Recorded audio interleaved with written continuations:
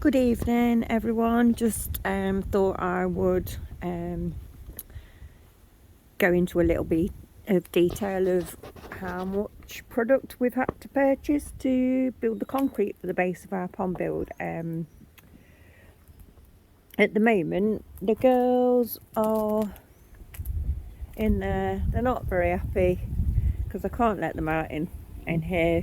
I'll show you the reason for that shortly.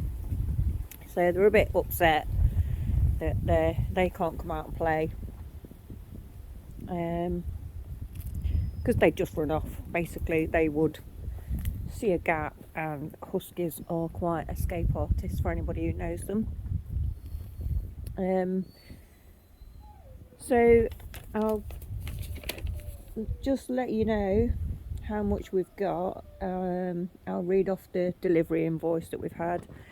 Obviously I'm not going to show it because it's got some personal details on there, but we had 50 bags of 25 kg cement, 5 bulk bags of sharp sand, and each one weighs 800 kilograms, which is the equivalent to 150 bags of cement, 20 kg bags. And we had 7 bulk bags, 800 kg each, of all-in ballast, which is the equivalent to 224 25 kg bags, which is a lot. The actual booking weight for the vehicle was 10,850. So you're looking at just under 11 tonnes of product which we having to move. Well, I say we, I've not actually done a lot. As you can see, it's Stella o'clock. Ness is there. She's good as gold. She don't need to be locked up. She don't run off. But the reason the girls can't come out is because we've taken the fence panel down to get all this in here. We were hoping that the vehicle would be able to back up onto the drive, but obviously, as you can see from earlier, when he did, he couldn't, because they have rules. So under here we have 50 bags of cement. We obviously need to keep that waterproof, so that's under the tarpaulin. The ballast, well, the plan originally was to use the engine crane, get it on there and move it up the driveway, but it just proved too heavy. The driveway is on quite a slant. It got stuck on the grass, so it was a bit of a nightmare. So what Keith's currently doing is shifting it all by hand. But so yeah, as you can see, there's like 12 of these large bags in total. You can tell where we got it from. It happened to be the cheapest. We did shop around, had a look at Jewson's, had a look at some other builders merchants, but to be fair, when some products were more expensive than others depending on where you went, but for the whole lot it was actually cheaper to go to B&Q, which is now being bucketed into buckets onto the wheels and wheeled into the back. Keith's absolutely knackered, bless him.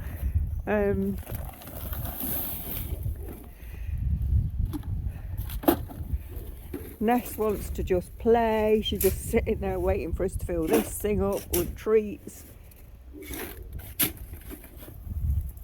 So, I mean, tomorrow we would like to start mixing up and start getting the base laid, but that's weather dependent, obviously, because the weather forecast is not looking great for the next 2 days, and we don't want to be doing it in the rain. So however much we want to do something, we might have to wait a little bit.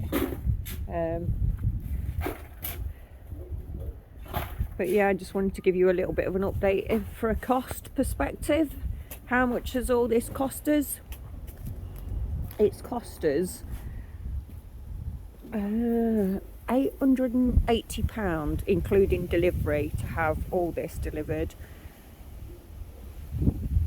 Sounds a lot, but when it's not really. If we were to have it ready mixed, technically mixed on site to the amount that we needed and then pumped in, we were looking at for a C35 grade, we were looking at around £1,500. So I wouldn't mind paying a little bit more because for ease, but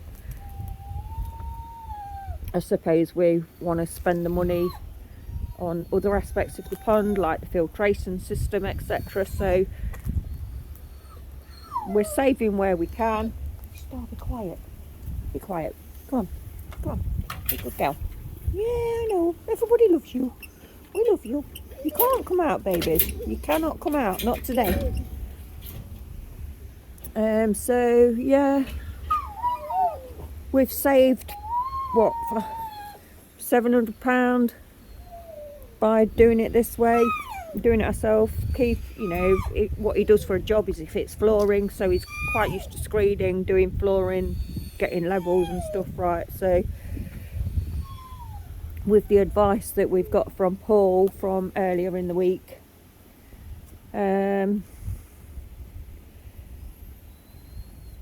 and it's something we've always wanted to do together. I say always.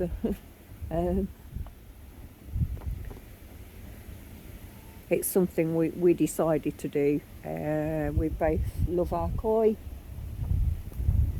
and we just wanted to have a feature of the property, considering we only got the keys for this place on the 31st of March this year.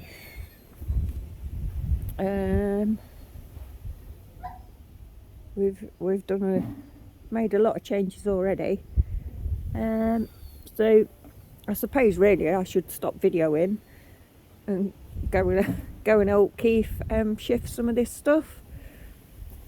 Although we ain't really got many shovels. In fact, we've only got one tiny little shovel, which isn't great. So I suppose I'll keep Ness happy. And we'll come back tomorrow and let you know where we're at as to if we decide to start mixing tomorrow or not. That, like I say, is all weather dependent.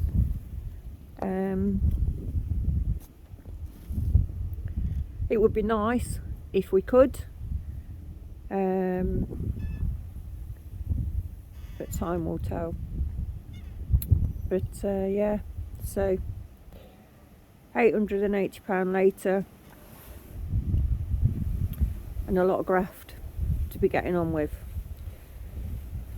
So I'll best go shift some sharp sand. Speak soon.